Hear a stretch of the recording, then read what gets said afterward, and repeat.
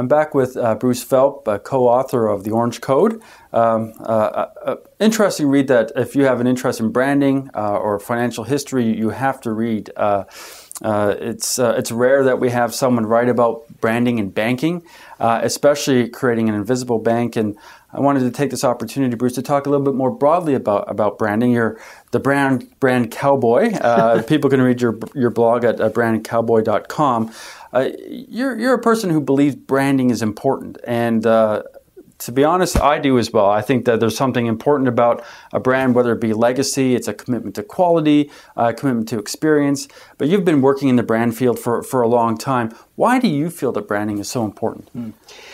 Well, the way that a lot of us tend to think about branding in the marketing world is rooted in a reality that's sort of 30, 40, 50 years old, wherein we teach people what we stand for. Buy an ad and we run it on TV and it says, this is so-and-so detergent and it stands for whiter whites and getting your grass and mustard stains out of your socks and all that stuff.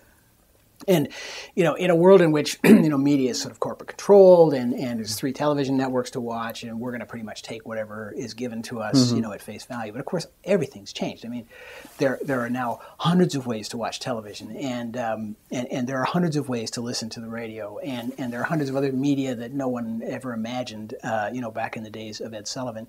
In addition to which, we have a consumer who's much more media literate than they've ever been before. To sort of make a 3-hour lecture manageably short, the net result of this thing is that where 50 years ago we learned about brands by having them taught to us, today we learn about brands by observing their behavior. So a consumer will watch advertising, but then he'll take note of how he's treated in a call center, and he'll take note of what that bank statement looked like when it arrived in the mail, and how respectful and intelligent the direct mail package was that he got last week, and who else he knows that does business with this brand, and so on and so forth. And he'll create this kind of gestalt impression of what that brand actually stands for. And whether or not it's authentic that way. So it sounds to me like if someone wants to build a quality brand, that the experience has to go beyond the advertisement. And it has to be on the website. It has to be obviously at the call center or in the retail store or whatnot.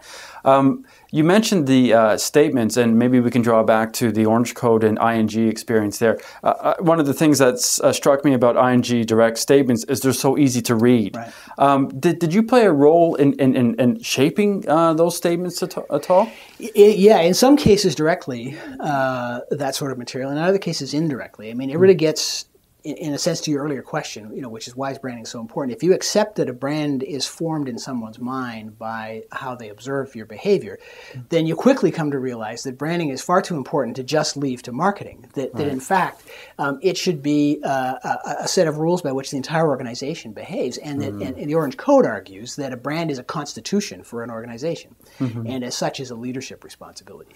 So what these guys, did was embrace that concept and say, fine, we're going to hire using our brand as a template, and we're going to do graphic design and create physical customer experiences using that as a template, and we're going to write the language on our website using that as a template, and we're virtually everything we do, right down to how the office is decorated, quite literally, flows from the principles in the Orange Code itself, which is their particular constitution. But they completely embrace this idea that if you manage the culture of the organization will manage the product. And that's the destiny of branding. Interesting. Well, you had the opportunity to start, in the case with ING, with a company that was built from the ground up here in Canada, ING Direct.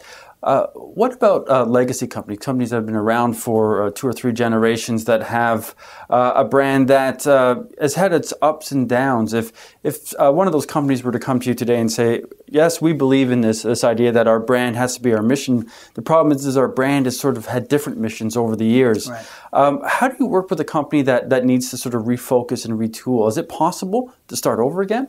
Oh, absolutely. I think that I mean, I'm sort of a pure capitalist in the sense that I believe that if there's an enterprise out there that's making money, then that means someone sees value in it. So the first thing we would try to understand is what the value is that the customer sees, not what gets nailed to the wall in the reception area of the building, or what gets passed out at the annual company picnic, but what it is people actually see as being worth the money. So that's an important inquiry. The culture of the organization is vitally important to study.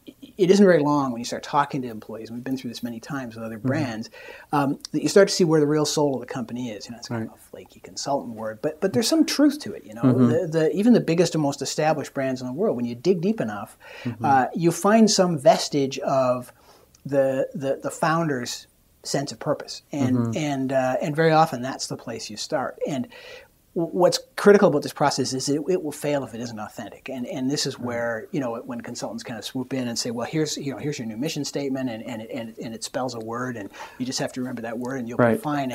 It's got to come from inside the family. So that's where we try to start. Well, that's interesting. And in essence, it's not just about rethinking your organization, but it's really understanding your organization as it is, as opposed to how you imagine it should be. It's like therapy.